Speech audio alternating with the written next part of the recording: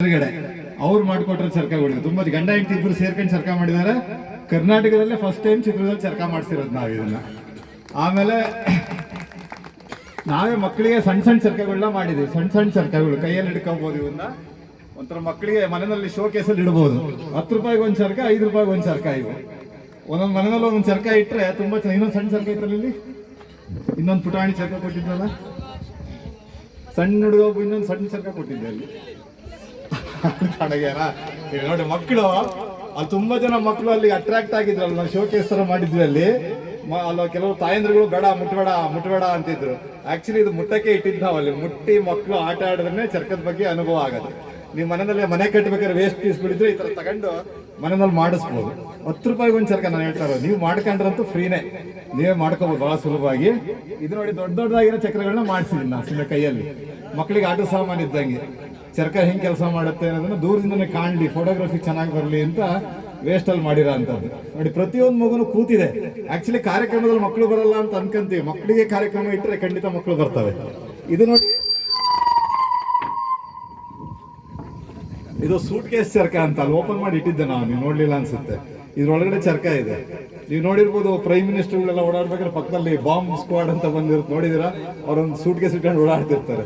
ಇದು ಒಂದು bomb squad ಇದ್ದಂಗೆ. ಅಂದ್ರೆ ಅಷ್ಟು ಪ್ರೊಟೆಕ್ಷನ್, ದೇಶಕ್ಕೆ ಸ್ವತಂತ್ರ ತಂದು ಕೊಡ್ತಿದೆ ಚರ್ಕ. ನೋಡಿ, ಯಾವ್ದು ಗನ್ ಉಪಯೋಗಿಸಿಲ್ಲ, ಯಾವ್ದು ಚಾಕುಗಳನ್ನ ಉಪಯೋಗಿಸಿಲ್ಲ. ಗಾಂಧೀಜಿಯವರು ಬರೀ ಚರ್ಕ ಉಪಯೋಗಿಸ್ಕೊಂಡೇ ಸ್ವತಂತ್ರ ತಂದುಕೊಟ್ರು. ಅಂದ್ರೆ ಯಾವ ರೀತಿ ನಾವು ಸ್ವಲ್ಪ ಎಕೋ ಕಮ್ಮಿ ಮಾಡ್ತೀವಿ ಸರ್. ಇದು ಎಕೋ ಕಮ್ಮಿ ಮಾಡಿ ಸರ್. ಇದು ಅದಕ್ಕೆ ಹುಡುಗನಿಗೆ ಕೊಟ್ಟಿದ್ದು ನಾನು. ಇದು ಒಂಥರ ಒಳಗೆ ಚೆನ್ನಾಗಿ ಹೆಂಗಿದೆ ನೋಡಿ. ಇದು ಸಾಬರ್ಮತಿ ಅಂತ ಅಂದಿರೋದು 2,000 ರೂಪಾಯಿ ಒಂದಿದು. ಇದು ಓಪನ್ ಮಾಡಿದ್ರೆ ಒಳಗಡೆ ಚರ್ಕ ಇದೆ. ಬಹಳ ಸುಂದರವಾದ ಚರ್ಕ. ತುಂಬಾ ಜನ ನೋಡಿಲ್ಲ ಇದನ್ನ.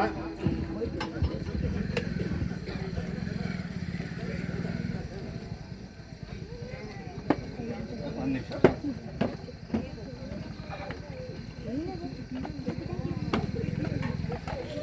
ನೋಡ್ರಿ, ಇಲ್ಲಿ ಕಾಣುತ್ತೆ. ತುಂಬಾ ಚೆನ್ನಾಗಿದೆ ಚರ್ಕ.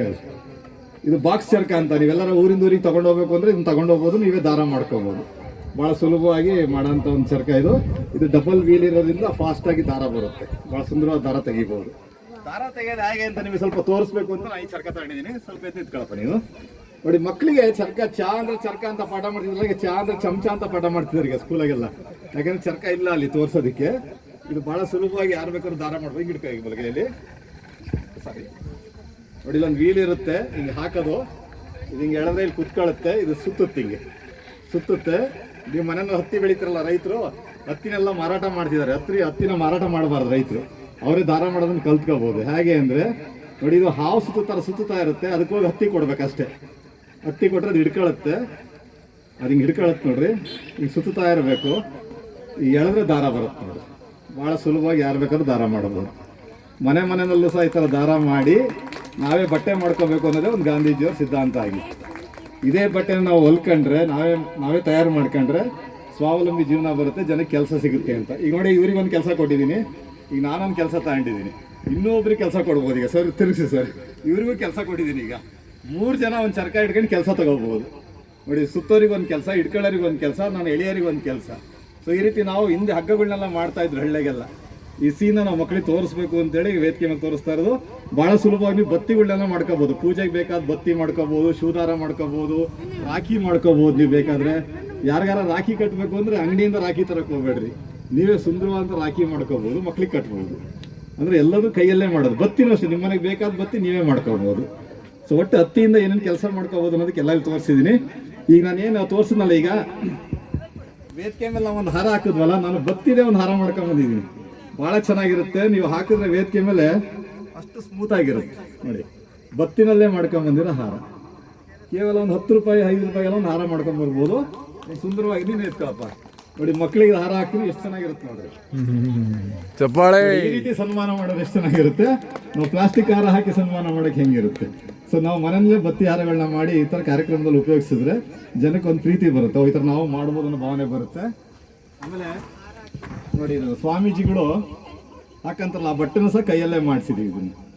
ಇದನ್ನೇ ಹಸಿರು, ಅಲ್ಲಿ ಬಿಳಿ, ಕೇಸರಿ ಬಿಳಿ ಹಸಿರು ಮಾಡಿ ರಾಷ್ಟ್ರಧ್ವಜ ಮಾಡಿದ್ದೀವಿ ನಾವು ಇದನ್ನ. ಸೊ ಇದನ್ನೆಲ್ಲ ವೇದಿಕೆ, ಇದು ನೋಡಿ, ಸ್ವಾಮಿ ವಿವೇಕಾನಂದರು ಇದನ್ನೇ ಹಾಕೊಂಡು ಓಡಾಡಿದ್ದವಾಗೆಲ್ಲ. ಇದನ್ನ ಹಾಕೊಂಡು ನೀವು ಮಾರ್ಕೆಟಿಗೆ ಹೋದ್ರೆ ಫ್ರೀಯಾಗಿ ತರಕಾರಿ ಕೊಡ್ತಾರೆ ನಿಮಗೆ. ಅಷ್ಟು ಪವರ್ ಇದೆ ಈ ಬಣ್ಣಕ್ಕೆ ಮತ್ತೆ ಈ ಸಿದ್ಧಾಂತಕ್ಕೆ. ಸೊ ಇವನ್ನೆಲ್ಲ ನಾವು ಅದಕ್ಕೆ ವೇದಿಕೆ ಮೇಲೆ ತೋರಿಸ್ಬೇಕು ಅಂತ ಮಕ್ಕಳಿಗೆ ಹಾಕಿ ತೋರಿಸ್ತಾ ಇರ್ತೀನಿ. ಆ್ಯಕ್ಚುಲಿ ನಾನು ರಾಷ್ಟ್ರಧ್ವಜ ಮಾಡಲ್ಲ ನಿಮಗೆ. ಇದು ನೋಡಿ ವೈಟ್ ಬಟ್ಟೆ, ನೀವೆಲ್ಲ ಟವಲ್ ತಗೊಂತಿರಲ್ಲ, 140 ರೂಪಾಯಿಗೆ ಒಂದು ಟವಲ್ ಇದು, ಕೈಯಲ್ಲಿ ಮಾಡಿರೋದು. ನೀವೆಲ್ಲರೂ ಟೀಚರ್ಸ್ ಕಾಲೋನಿಗಿರೋರೆಲ್ಲರೂ ಈ ಟವಲ್ ತಗೊಂಡು ಸ್ನಾನ ಮಾಡಿ ಒರೆಸ್ಕೊಂಡ್ರೆ ಚರ್ಕಕ್ಕೆ ಕೆಲಸ ಸಿಗುತ್ತೆ. 140 ರೂಪಾಯಿ, ಏನು ಭಾಳ ರೇಟ್ ಏನಿಲ್ಲ.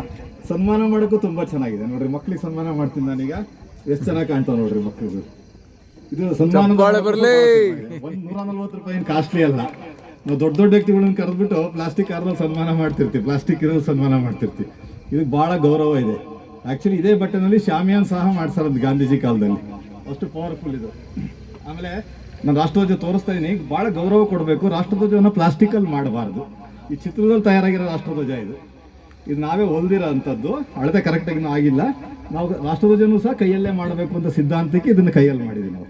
ರಾಷ್ಟ್ರಧ್ವಜನ ಯಾವಾಗಲೂ ಎದೆಯಿಂದ ಮಟ್ಟದ ಎತ್ತರಕ್ಕೆ ಇಟ್ಕೋಬೇಕು, ಅದನ್ನು ಕೆಳಗೆ ಬಿಸಾಡಬಾರ್ದು. ತುಂಬ ಜನ ರಾಷ್ಟ್ರಧ್ವಜ ಪ್ಲಾಸ್ಟಿಕ್ ಮಾಡಿ ಚರಂಡಿಗೆಲ್ಲ ಬಿಸಾಡ್ಬಿಡ್ತಾರೆ. ಇದು ತುಂಬ ಗೌರವ ಕೊಡಬೇಕು ಇದಕ್ಕೆ. ಇದು ನಾವು ಜನಕ್ಕೆ ಹೇಳ್ಕೊಟ್ಟಾಗ ಏನಾಗುತ್ತೆ, ಅಭಿಮಾನ ಮೂಡುತ್ತೆ. ಸೊ ಬಟ್ಟೆ ಹೆಂಗೆ ರಾಷ್ಟ್ರಧ್ವಜದಿದೆಯೋ ಮೈ ಮೇಲೂ ಸಹ ಬಟ್ಟೆ ಅದೇ ಬರಬೇಕು ಅಂತ ಗಾಂಧೀಜಿಯವರು ಭಾಳ ಪ್ರಯತ್ನ ಪಟ್ಟರು. ಅದಕ್ಕೆ ತಗೊಂಡಿದ್ದೀನಿ ನೋಡಿ. ಕನ್ನಡ ರಾಜ್ಯೋತ್ಸವದ ಒಂದು ಬಾಟ ಇಟ್ಕೊಂಡು ಒಂದು ತಿಂಗಳಾಯ್ತು ನಾನು ಇಟ್ಕೊಂಡು. ಕನ್ನಡದಲ್ಲಿ ಯಾಕಪ್ಪ ಓದಬೇಕು ಅಂದರೆ, ಕನ್ನಡದಲ್ಲಿ ಓದಿದ್ದು ಹೃದಯಕ್ಕೆ ಹೋಗುತ್ತಂತೆ, ಇಂಗ್ಲೀಷಲ್ಲಿ ಓದಿದ್ದು ತಲೆಗೆ ಹೋಗುತ್ತಂತೆ. ಸೊ ಯಾವುದನ್ನು ಕಳಿಸ್ಬೇಕು ಅಂತ ನೋಡ್ಕೊಂಡು ನಾವು ಕನ್ನಡನ ಬಳಸ್ಕೋಬೇಕು. ಆಮೇಲೆ ಕನ್ನಡ ಶಾಲೆಗಳೆಲ್ಲ ಭಾಳ ವೀಕ್ ಆಗ್ತಾ ಇದ್ದಾವೆ, ಮಕ್ಕಳನ್ನ ಸೇರಿಸ್ತಾ ಇಲ್ಲ. ಅದಕ್ಕೆ ನೀವು ತಾಯಂದ್ರಿಗಳು ಸ್ವಲ್ಪ ಪ್ರಯತ್ನ ಪಟ್ಟರೆ ಕನ್ನಡ ಶಾಲೆಗಳನ್ನ ಬೆಳೆಸ್ಬೋದು. ಕನ್ನಡ ಯಾಕೆ ಓದಲ್ಲ ಅಂದರೆ, ಕನ್ನಡದಿಂದ ಕೆಲಸ ಸಿಗಲ್ಲ ಅನ್ನೋದೊಂದು ಭಾವನೆ ಮೂಡಿದೆ. ಕನ್ನಡದವ್ರಿಗೂ ಕೆಲಸ ಸಿಗಂಗೆ ಮಾಡಿದ್ರೆ ಖಂಡಿತ ಎಲ್ಲರೂ ಕನ್ನಡ ಓದ್ತಾರೆ. ಅದಕ್ಕೆ ಕನ್ನಡ. ಆಮೇಲೆ ಈ ಧ್ವಜನೂ ಸಹ ನಾವು ಖಾದಿನಲ್ಲೇ ಮಾಡ್ಬೋದು. ನಾವು ನೆಕ್ಸ್ಟ್ ಟೈಮ್ ಒಂದು ಟ್ರೈ ಮಾಡಿ ಬಣ್ಣ ತರೋಣ ಅಂತ ಮಾಡಿದ್ದೀವಿ. ಆಮೇಲೆ ಈಗ ನಾನೇನು ಅಲ್ಲಿ ಚರ್ಕ ತೋರಿಸಿದ್ನಲ್ಲ ಮಕ್ಕಳಿಗೆ, ಡ್ರಾಯಿಂಗ್ ಶೀಟಲ್ಲಿ ಚರ್ಕ ಬರೆದಿದ್ದೀವಿ. ತುಂಬ ಚೀಟ್ಕೊಳ್ಳಪ್ಪ ಹಾಗೆ ನೋಡಿ, ಚಾ ಅಂದರೆ ಚರ್ಕ ಅಂತೇಳಿ ದೊಡ್ಡದಾಗಿ ಮಾಡಿದ್ದೀವಿ. ಇದು ವೇಸ್ಟ್ ಪೇಪರಲ್ಲೇ ಬರೆದಿರೋಂಥ ಚರ್ಕ ಇದು. ಸೊ ಇದನ್ನ ಹೆಂಗೆ ಮಾಡಿದ್ದೀವಿ ಅಂದರೆ, ಹಿಂದ್ಗಡೆ ಜೆರಾಕ್ಸ್ ಶೀಟ್ ವೇಸ್ಟ್ ಇರುತ್ತಲ್ಲ, ವೇಸ್ಟಲ್ಲಿ ಜೆರಾಕ್ಸ್ ಶೀಟಲ್ಲಿ ಮಾಡಿರೋ ಅಂಥದ್ದು. ಸುಲಭವಾಗಿ ವೇಸ್ಟನ್ನ ಮರುಬಳಕೆ ಮಾಡೋದು ಹೇಗೆ ಅಂತ ಹೇಳೋದಕ್ಕೆ ಇದನ್ನು ಪ್ಲಾನ್ ಮಾಡಿದ್ದೀವಿ. ನೀವು ದೊಡ್ಡದಾಗಿ ಮಕ್ಕಳಿಗೆ ಈ ಥರ ಪೋಸ್ಟ್ಗಳನ್ನ ಬರೆಸಿ ತೋರಿಸ್ಬೋದು. ಎಲ್ಲದಕ್ಕೇನು ದುಡ್ಡು ಖರ್ಚು ಮಾಡಬೇಕು ಅಂತೇನಿಲ್ಲ, ಭಾಳ ಸುಲಭವಾಗಿ ನಾವು ಕಾರ್ಯಕ್ರಮಗಳನ್ನ ಮಾಡ್ಬೋದು ಅನ್ನೋದಕ್ಕೆ ಇದೊಂದು ಎಕ್ಸ್ಪೆರಿಮೆಂಟ್ ಇದು. ಚಾ ಅಂದರೆ ಚರ್ಕ ಅಂತ ಮಾಡಿದ್ವಿ. ಆಮೇಲೆ ಕಸ ನೀರು, ಇದೆಲ್ಲ ತುಂಬ ಆಟ ಸಾಮಾನು ತಂದಿದ್ದೀನಿ ನಾನಿಲ್ಲಿ. ಕಸ ಹೊಡೆಯೋದು ಸಹ ಒಂದು ಗೌರವಾನ್ವಿತ ಕೆಲಸ. ಕಸ ಹೊಡೆಯೋರ್ಗೂ ಗೌರವ ಕೊಡ್ರಿ, ಕಸ ಹೊಡೆಯೋರ್ಗೂ ಸಹ ಸನ್ಮಾನ ಮಾಡಿರಿ. ಈಗ ಸ್ವಚ್ಛತೆ ಮಾಡಿದವ್ರಿಗೆ ಸನ್ಮಾನ ಮಾಡಿದ್ರಿ. ಈಗ ಎಲ್ಲ ಜಾತಿಯವರು ಕಸ ಹೊಡಿಬೇಕು, ಅವಾಗ ಏನಾಗುತ್ತೆ, ಸ್ವಲ್ಪ ಜಾತೀಯತೆಗಳು ನಿರ್ಮಾಣ ಆಗ್ತವೆ. ಒಂದೇ ಜಾತಿಯವರೇ ಕಸ ಹೊಡಿಬೇಕು ಅಂದಿದ್ದಕ್ಕೆ ಅಂಬೇಡ್ಕರ್ಗೆ ಬೇಜಾರಾಗಿದ್ದು. ಎಲ್ಲ ಜಾತಿಯವರು ಕಸ ಹೊಡಿಬೇಕು, ಎಲ್ಲ ಜಾತಿಯವರು ಸ್ವಚ್ಛತೆ ಮಾಡಿದಾಗ ಏನಾಗುತ್ತೆ, ಪರಿಸರ ಚೆನ್ನಾಗಿರುತ್ತೆ. ಅದಕ್ಕೆ ಉದಾಹರಣೆ ತಗೊಂಡು. ಆಮೇಲೆ ಪ್ಲಾಸ್ಟಿಕ್ ಕವರ್ಗಳನ್ನ ತುಂಬ ಎಸಿಬೇಡ್ರಿ. ಪ್ಲಾಸ್ಟಿಕ್ ಕವರ್ ಹಾಕಕ್ಕೆ ಒಂದು ಕವರ್ ಮಾಡಿ ಇಟ್ಕೊಳ್ರಿ. ಎಲ್ಲ ಪ್ಲಾಸ್ಟಿಕ್ನ ಸಂಗ್ರಹ ಮಾಡಿ ಇಟ್ಕೊಳ್ರಿ. ಎಲ್ಲ ಕಡೆ ಎಸಿಬೇಡ್ರಿ, ತುಂಬ ಕಡೆ ಎಸಿತಾ ಇದ್ದಾರೆ. ಇದನ್ನು ಸಂಗ್ರಹ ಮಾಡಿ ಒಂದು ವ್ಯಾನಿಗೆ ಬಂದಾಗ ಹಾಕಿ ಕಳಿಸಿದ್ರೆ ಪರಿಸರ ಉಳಿಯುತ್ತೆ. ಸೊ ಪ್ಲಾಸ್ಟಿಕ್ ಹಾಕೋಕ್ಕೆ ಒಂದು ಪ್ಲಾಸ್ಟಿಕ್ ಕವರ್ ಉತ್ಪಾದನೆ ಆಗಿದೆ ಇಲ್ಲಿ. ಸೊ ಹಂಗೆ ಆಗಬಾರ್ದಾಗಿತ್ತು, ಅದು ಆಗಿದೆ. ಆಮೇಲೆ ಅಡುಗೆ ಮಾಡೋದು ಸಹ ತುಂಬ ಜನ ಬಿಡ್ತಾ ಇದ್ದಾರೆ. ಎಲ್ಲ ಹೋಟ್ಲಲ್ಲಿ ತಿಂತಾ ಇದ್ದಾರೆ, ಹೊರಗೆ ತಿಂತಾ ಇದ್ದಾರೆ. ಹಂಗಾಗಿ ಅಡುಗೆ ಮಾಡೋದನ್ನು ಸಹ ನೀವು ಮರಿಬೇಡಿ. ಆರೋಗ್ಯ ಸುಧಾರಣೆಗೋಸ್ಕರ ಅಡುಗೆ ಮಾಡೋದನ್ನು ಬಳಸ್ತೀವಿ. ನೋಡಿ, ಇದು ಕಸ, ಇದು ಕಸ, ಎರಡು ಕಸ ತಗೊಂಬಂದು ನಾನು ಮಕ್ಕಳಿಗೆ ಐಸ್ ಕ್ರೀಮ್ ಮಾಡಿದ್ದೀನಿ. ತುಂಬ ಚೆನ್ನಾಗಿ ಮಕ್ಕಳಿಗೆ ಆಟ ಆಡೋಕೆ ಒಂದು ಐಸ್ ಕ್ರೀಮ್ ಕೊಡ್ಬೋದು. ನಿಮಗೆ ಕಸದಿಂದ ರಸ ಮಾಡೋದು ಹೇಗೆ ಅನ್ನೋದಕ್ಕೆ ಅದು ಮಾಡಿದ್ದೀನಿ. ನೋಡಿ, ವೇಸ್ಟ್ ಥರ್ಮೋಕೋಲಲ್ಲೂ ಸಹ ನೀವು ಸೂಜಿ ದಾರ ಇಟ್ಕೊಂಡಿರ್ಬೇಕು. ಯಾವಾಗ ಸೂಜಿ ದಾರ ಮಾತ್ರ ಬಿಡಬೇಡ್ರಿ. ಸೂಜಿ ದಾರ ಇಟ್ಕೊಂಡ್ರೆ ಇಲ್ಲಿ ದಾರಗಳಲ್ಲಿ ಏನಾದ್ರು ಆರಾಮ ಮಾಡ್ಕೋಬೋದು, ಹೂ ಪೋಣಿಸ್ಕೋಬೋದು. ಎಷ್ಟೇ ಟೆಕ್ನಾಲಜಿ ಬರಲಿ ಸೂಜಿ ದಾರ ಮಾತ್ರ ಬಿಸಾಡಬೇಡ್ರಿ. ಅವಾಗೇನಾಗುತ್ತೆ, ಪರಿಸರ ಸ್ನೇಹಿ ಇವೆಲ್ಲ ಕಾರ್ಯಕ್ರಮಗಳಿಗೆಲ್ಲ ಬಳಕೆ ಮಾಡ್ಬೋದು. ಆ್ಯಕ್ಚುಲಿ ಕನ್ನಡ ರಾಜ್ಯೋತ್ಸವ ಮಕ್ಕಳೆಲ್ಲ ಬಂದು ಡೆಕೋರೇಷನ್ ಮಾಡ್ಬೋದು, ಕೈಯಲ್ಲಿ ಮಾಡಿರೋ ವಸ್ತುಗಳೆಲ್ಲ ಬಳಕೆ ಮಾಡ್ಬೋದು. ಆಮೇಲೆ ಒಂದು ಮಗು ತಗೊಂಡ್ಬಂದಿದ್ದೀನಿ. ಮಗು ಅಂದರೆ ಏನಂತ ತಿಳ್ಕೊಂಬಿಟ್ಟಿದ್ದೀವಿ ನಾವು. ಮಗು ಅಂದರೆ ಬರೀ ಒಂದು ತಲೆ ಒಂದೇ ಲೆಕ್ಕಕ್ಕೆ ಇಟ್ಕೊಂಡ್ಬಿಟ್ಟಿದ್ದೀವಿ. ಮಗು ತಲೆ ಅಲ್ಲ, ಹೃದಯನೂ ಇರುತ್ತೆ, ಕೈ ಕಾಲು ಇರುತ್ತೆ. ನಾನೇ ಈ ಮಕ್ಕಳದ್ದು ಉಪಯೋಗಿಸಿದ್ದು ಹೃದಯ ಮತ್ತು ಕೈ ಕಾಲುಗಳನ್ನು. ಬರೀ ತಲೆಗಷ್ಟೇ ಶಿಕ್ಷಣ ಕೊಡಬೇಡ್ರಿ, ಹೃದಯಕ್ಕೂ ಶಿಕ್ಷಣ ಕೊಡಬೇಕು. ಇವರೆಲ್ಲ ಎಷ್ಟು ಆತ್ಮೀಯವಾಗಿ ಬಂದು ಇಲ್ಲಿ ಕೂತ್ಕೊಂಡಿದ್ದಾರೆ ನೋಡಿ. ಇದು ಹೃದಯವಂತಿಕೆ. ಇದು ಬಂದು ಮಾತಾಡಿಸ್ತಾರಲ್ಲ, ಹೃದಯವಂತ ಬಂದಿದ್ದೀನಿ.